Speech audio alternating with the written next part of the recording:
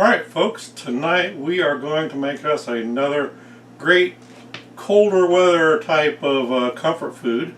It's been one of those kind of rainy, blustery November days, early November days. It's the 2nd of November 2018. And so, puts me in the mood for some good comfort type food. And so what we're going to do here, we're going to turn around here in just a second, and we're going to do some beef stroganoff tonight. And it's one of those things that I like real well. Most often I will use a cast iron pan for most of my cooking.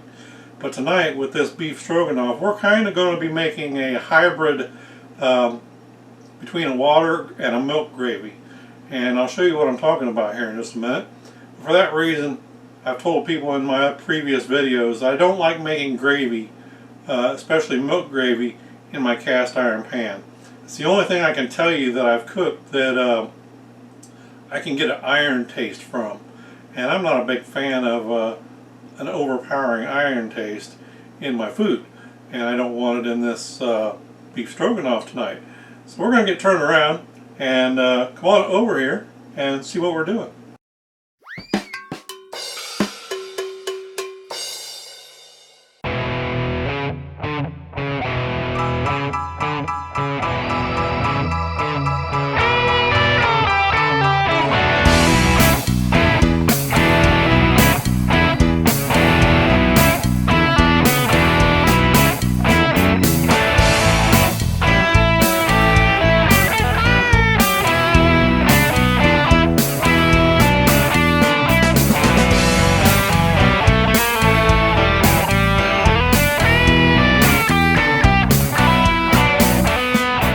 Alright folks, so I know a lot of you have already seen my how to dice an onion before, and I'm going to tell you, you might want to just go ahead and skip ahead.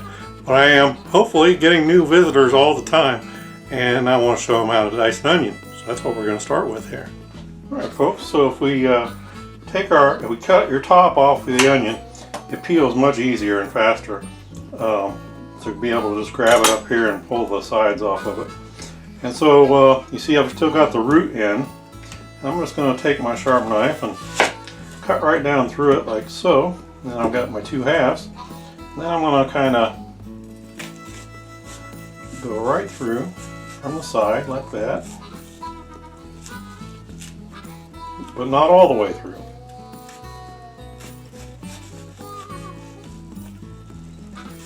You want to make sure you're keeping your hands out of the way. You cut through and into free air.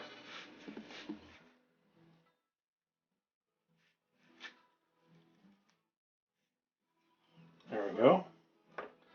Now we're just going to take our tip here. We're going to go.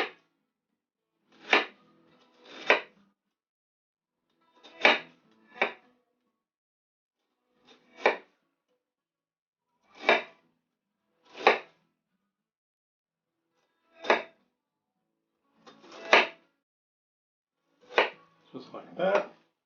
Turn it. Go right down and through. We got diced onion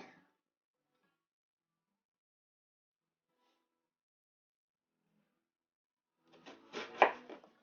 And this is usually relatively painless as far as making you cry if you've got an especially hot onion.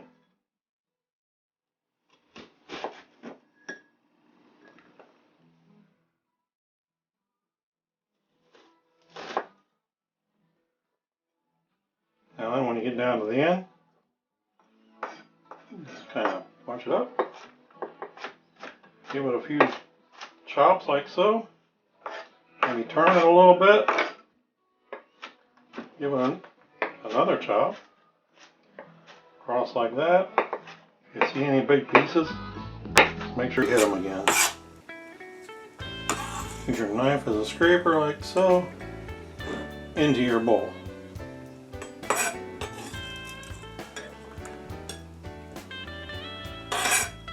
There you go. I'm going to finish the other half of this onion. I'll be right back with you.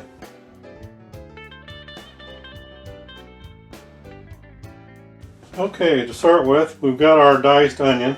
We've also got a half of a bell pepper diced here. I've got 1 quart, 32 ounce box of beef broth here, a 8-ounce package of baby bella mushrooms. If you've seen any of my other videos, you might get the impression that I like baby bella mushrooms. That'd be very true. I got about a 1/4 cup of vegetable oil here, and here I've got 1 1/3 pounds of chuck steak here, a boneless chuck steak. And we're going to begin by dicing that up as soon as I get this stuff out of my way here. Now, I said dicing this up. That's not going to be exactly true. Just a moment. I'm actually going to cut this kind of into strips here. Don't want to get too big. I mean, we are talking mouth-sized bites pretty much. This thing is about, I'd say, close to an inch, somewhere between 3/4 and 1 inch thick.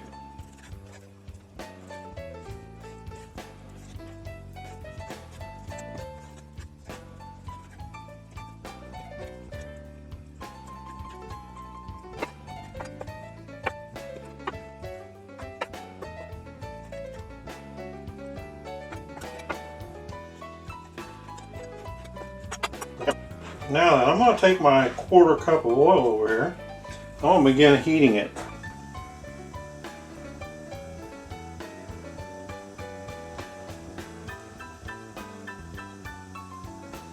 Okay, so we got that started.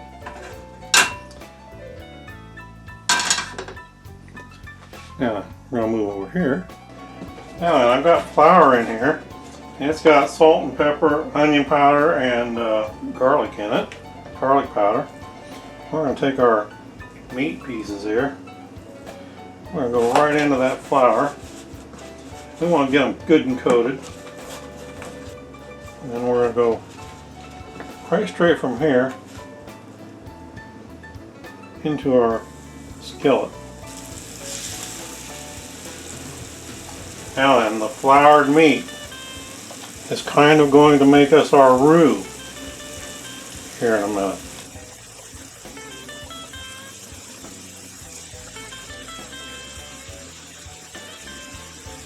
Make sure you find all your meat out of your flour here. You don't want to leave any of that good stuff behind.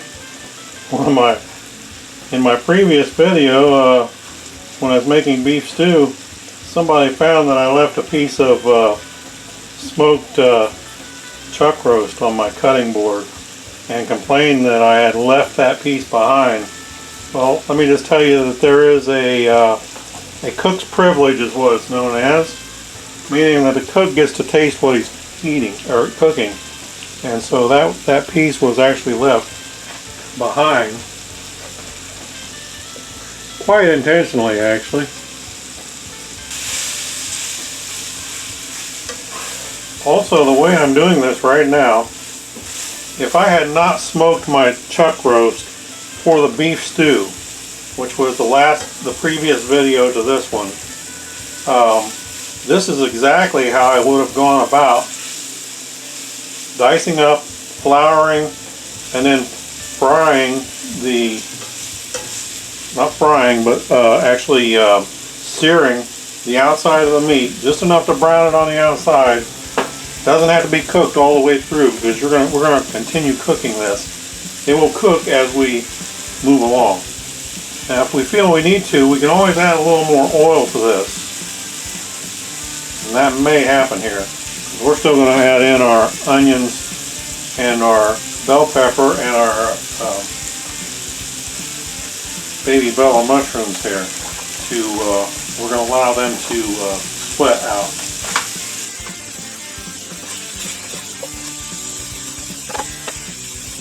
In fact, we're going to go ahead and do that right now. There goes our green pepper. Now, there's still some pink in this meat, don't get me wrong. There goes our onion, and then our baby bella mushrooms. This would also be the exact same way that I should have started my spaghetti sauce. except I was using hamburger rather than the what I would call stew meat here. I'm hoping this cooks down some. I thought I had grabbed a large enough skillet. It could be that I haven't. We've got more ingredients to go here.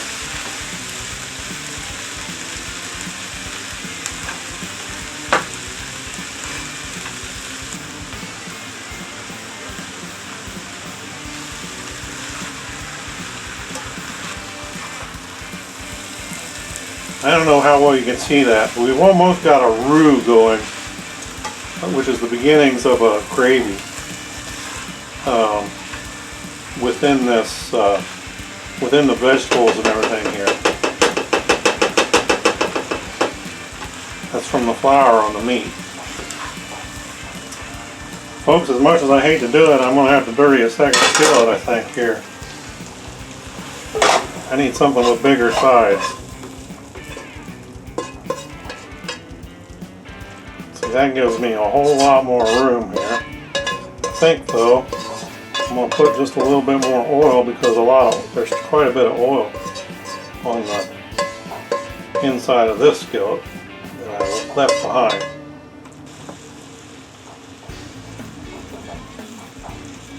There we go, just an ounce or so. If you wanted to, yes, you could put a lid on this. Let it sweat for a few minutes. I don't know if you can see back in the corner there. You see we're sweating the liquid, I should say water, out of these vegetables and such here. Okay, so we got like a really good thick kind of a roux thing going on in here, which is going to be our thickening agent. And here in just a minute, we're going to add 2 more ingredients. One more thing that I forgot here was that we're going to add one of the star ingredients, which is going to be the noodles here in just a second. So there's this. We're putting in this whole thing of broth. Again, if you don't know what broth is, look up the right hand corner and I'll link you to my chicken and noodles, I think it is. And I explain the difference between broth, bouillon, and stock. Basically, the difference is how much salt. Now, we want to bring this to a boil.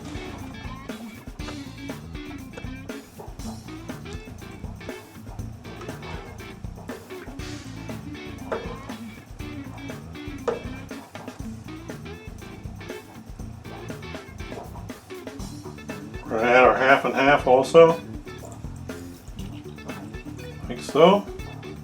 Now I think some people, put peas into their beef stroganoff. I think I've seen that sometimes. If you're going to add peas into anything that you're cooking for a little while, you want to make sure you do that. You want to make sure they're frozen peas, because canned peas are going to turn to mush on you, where frozen peas will not. So we're going to bring this to a boil, then we're going to add our noodles.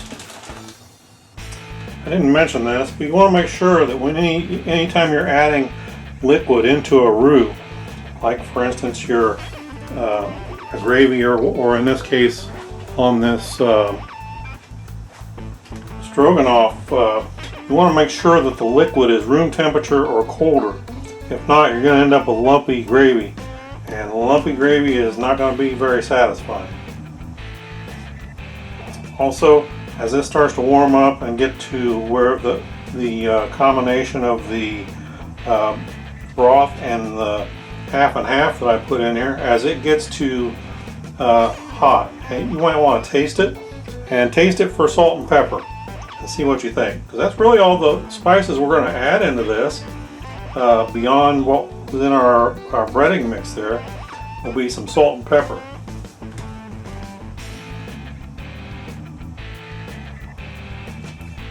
I just tasted that, and I think maybe just a touch of salt and some more pepper. Yeah, some more pepper in it. Now then, remember,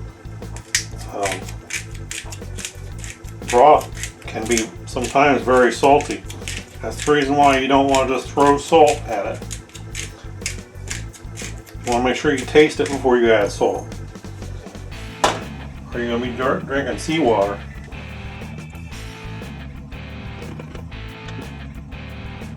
I think that's got it. We may have to adjust it again after we get our noodles into it.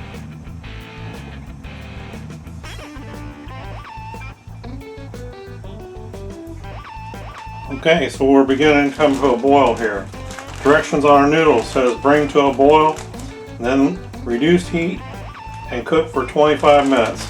So we're probably going to have to bring it back to a boil.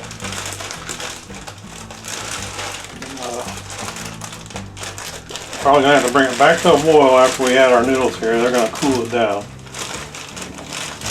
Now, I like wide or extra wide noodles for this.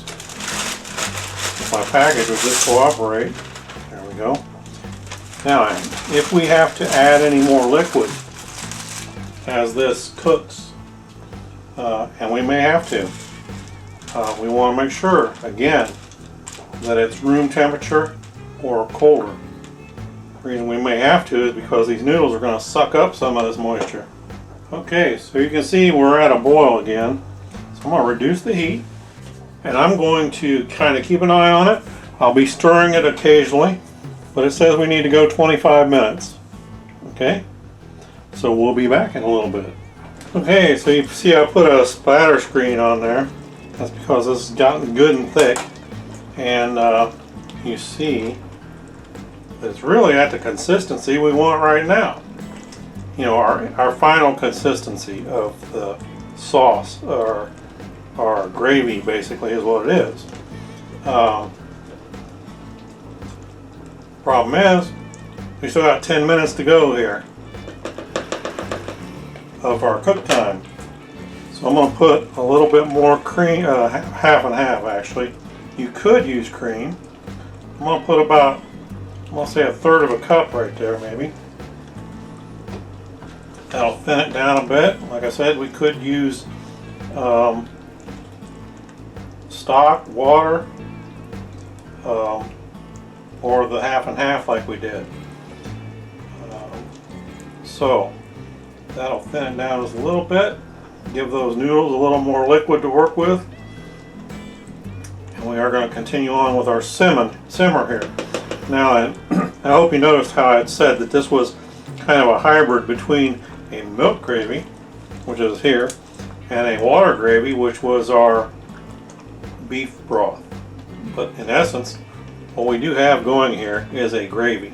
Now, recipe is a starting point. Once you taste this, if you taste something and say that'd be excellent if it had this, then by all means, if that's what your taste buds tell you, go for it. At the same time, add a little at a time. You can always add more, but you can never take it out. Okay, so we're still about 4 minutes out, and we're getting really thick here. I'm going to go ahead and add another 1/4 cup, I guess, of the half and half. We'll see. We are getting really thick. You want to make sure you're stirring this quite frequently, because you don't want it sticking or burning, scorching to the bottom of your pan. Now, I've got really low heat right here, but because of the thickness of the basically gravy here, it makes it so it boils real easily.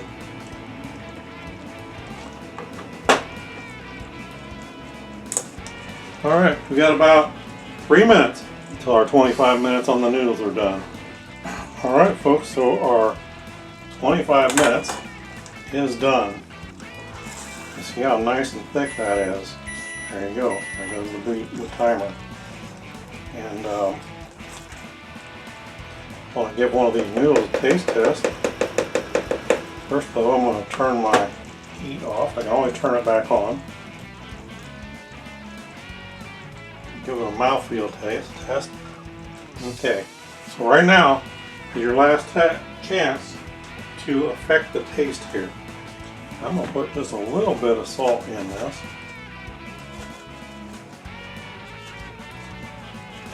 So that was about a half a teaspoon right there. Again, especially with salt, don't overdo it. You can always add more later. In fact, not everybody may want your salt level.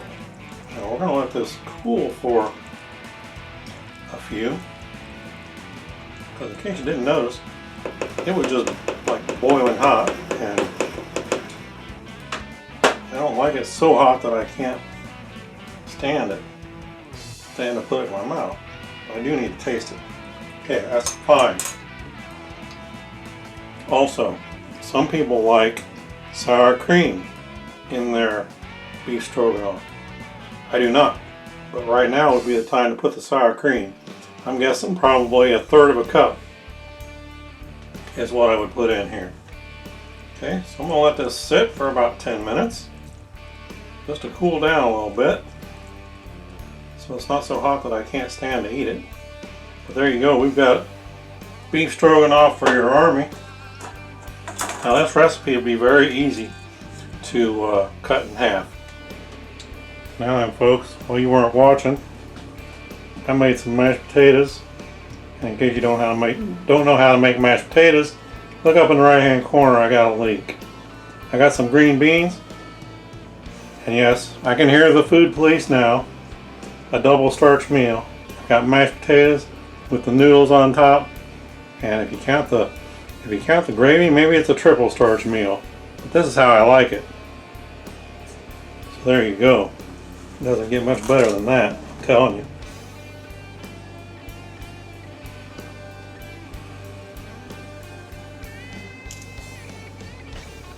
Alright, so let's get turned around.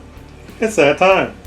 Alright folks, so there you go. You've seen how it's done. Now then, there can be several different variations of beef stroganoff.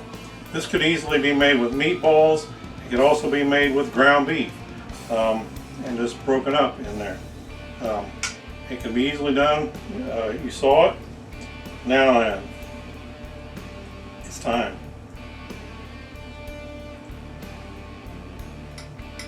Some noodle, get some mushroom, a little bit of everything here.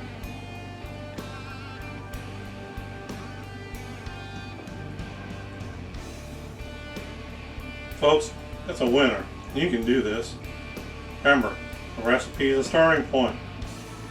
If you think it needs something, put it in. Just don't go overboard, and you'll be fine.